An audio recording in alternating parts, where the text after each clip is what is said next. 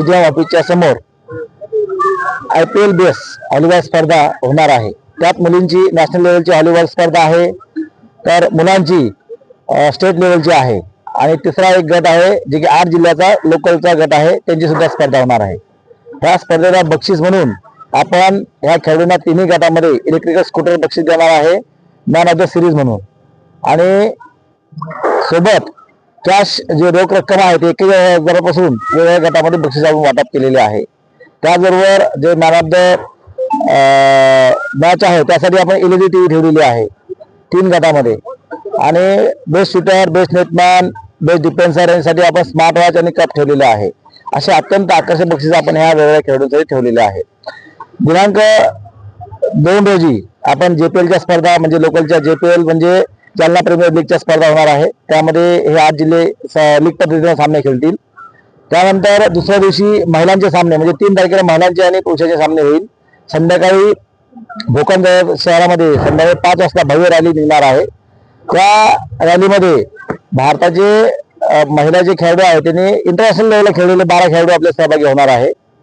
त्यानंतर 6 वाजता याचे औपचारिक उद्घाटन इथं होणार आहे आणि रविवारच्या दिवशी म्हणजे 4 तारखेला हा दिवस आणि रात्र हा सामना पूर्णपणे चालू असणार आहे। त्यामध्ये ह्या खेळाचं वैशिष्ट्य म्हणजे जे क्रिकेटमध्ये IPL ची जे मॅचेस होतात, टुर्नामेंट होतात, त्याच बेसवर तीच कन्सेप्ट आम्ही वापरलेली आहे की संपूर्ण राज्यातनं यांचं ऑप्शन घ्यायचं म्हणजे लिलाव घ्यायचा, काही खेळाडूची निवड करायची आणि त्या खेळाडूंना इथं संधी मिळणार आहे खेळण्यासाठी।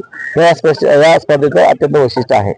या स्पर्धेला जे काही वरिष्ठ प्रशासकीय अधिकारी आहेत जसे कलेक्टर मॅडम असेल, CO मॅडम असेल, SP सर असेल, असे विविध प्रशासकीय अधिकारी असणार आहेत। त्याचबरोबर लोकप्रतिनिधी जे काही आपल्या भोकरदन जाफराबादचे जे आहे MLA असेल, MP साहेब असेल, सर्वच पदाधिकारी याच्यामध्ये सहभागी याच्यामध्ये होणार आहे। करतो की ह्या ग्रामीण भागामध्ये आपल्या खेळाचा प्रसार आणि प्रचार व्हायला पाहिजे, आपल्या लाल मातीशी आपला संबंध आला पाहिजे आणि सोशल मीडियापासून मानसिक ताणतणावापासून बाजूला होऊन आपण या खेळाकडे आकर्षित झालं पाहिजे, जेणेकरून आपली तंदुरुस्ती राहील, हेल्थ राहील। त्यासाठी आपण या स्पर्धा आपण आयोजित केलेल्या आहे आणि एक चांगला प्लॅटफॉर्म आपण ह्या मुलांना, या खेळाडूंना आपण देतोय, जेणेकरून हे आपलं करिअर याच्यामध्ये खेळामध्ये करेल। कारण खेलो इंडिया सारख्या स्पर्धा याच्यामध्ये होत आहे, त्यासाठी खेळाडूंना त्यात संधी मिळत आहे। मला सांगायला आनंद वाटतो की याच्यामध्ये एक तन्वी नावाची मुलगी आहे की या व्हॉलीबॉलमध्ये तिला रिझर्वेशन थ्रू तिची नोकरी सुद्धा पोस्ट ऑफिसमध्ये लागलेली आहे। तर त्याच्यामुळे या खेळांना पालकांनी, खेळाडूंनी सुद्धा इथं यावं, प्रेक्षकांनी यावं आणि या खेळाचा लाभ घ्यावा। धन्यवाद।